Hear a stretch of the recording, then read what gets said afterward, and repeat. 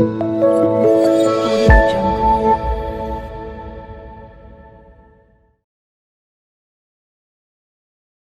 Recommender systems are one of the important applications of machine learning, where the objective of this system is to recommend relevant items for users based on their preference. So as you might have come across when you're browsing Netflix, so Netflix recommends you top picks for you based on your interest, based on whatever the shows or movies which you have watched previously. So these user history and similarity between user to user and user to item, so these things are taken into account when the recommendation is being made. So today we'll see how we can create such an application, so how we can implement a simple recommender system using collaborative filtering in Python. So before we move ahead, so let's just quickly go through what are the popular recommender systems which are widely used in industries currently. So one is your collaborative filtering. So collaborative filtering basically assumes that if a person A has the same opinion as person B on a set of items, so by items I mean it can be movies, it can be TV shows, it can be a set of articles or anything like that which a user consume, right? Either he or she watches it or reads that particular set of item. So the assumption is basically that if a person A has the same opinion as person B on a set of items, A is more likely to have B's opinion for a given item than that of a randomly chosen person, right? So here we are mostly focusing on user to user similarity, right? So the opinion of another user, right, would be more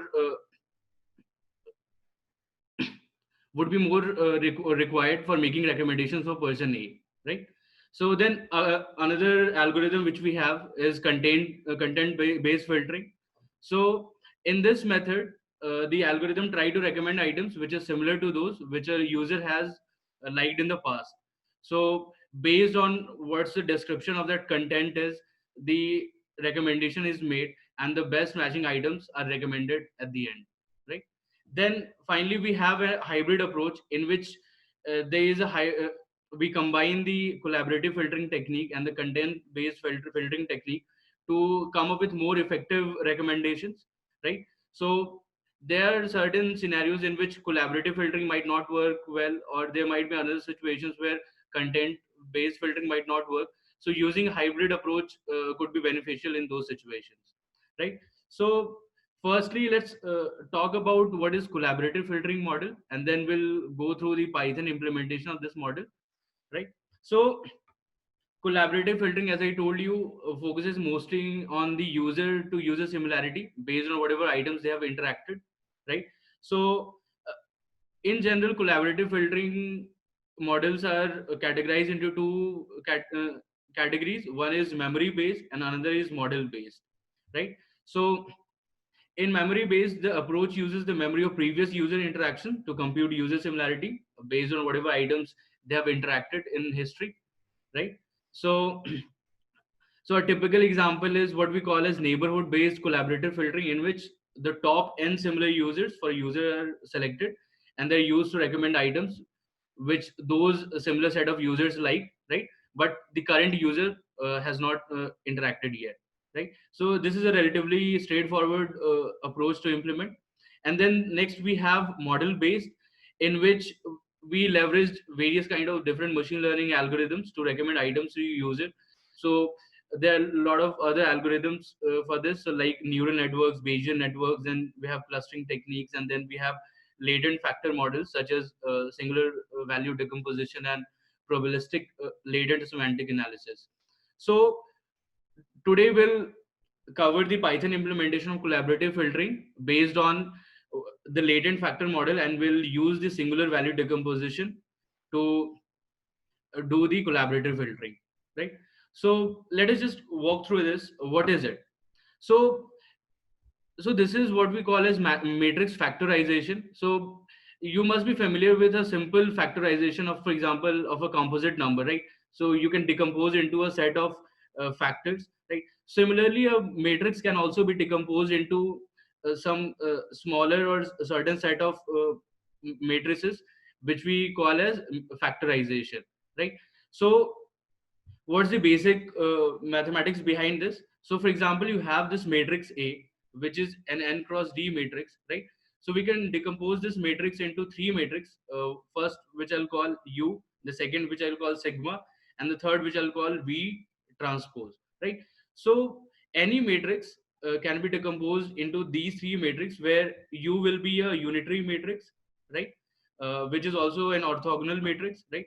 And then sigma is a diagonal matrix with non-negative real numbers on the diagonal. So you must be familiar with the concept of diagonal matrix. So all the elements along the diagonal, they take non-negative real numbers in this case, and all the other elements, they take value 0, right? And then again, V is also n cross n unitary matrix, and V transpose will be the transpose of V, right? So this is similar to the principal component analysis technique also. So where we have a data A, right, and we want to find some set of principal components. Basically we want to reduce the dimensionality. So in this case also, suppose we do not want to capture the 100% of information, because we might be dealing with a lot of different set of features, right? So we want to reduce the dimensionality in that case. So we'll stick with, for example, if you want to capture 95% of variance in that data, so we'll limit ourselves to certain set of factors, right? So this is why we'll call this a matrix factorization. So we choose a certain number of factors to factor this matrix A, right? So the higher the number of factors there is, the more precise our factorization will be, right? So basically, if you want to just capture 95% of the variance which is there in this data, this A, right? So we can choose around, let's say, 15 or 20 factors, and we can go above that if we want to capture more than that variance. For example, if 99% or even 98%, so we can increase that number of factors to capture more information.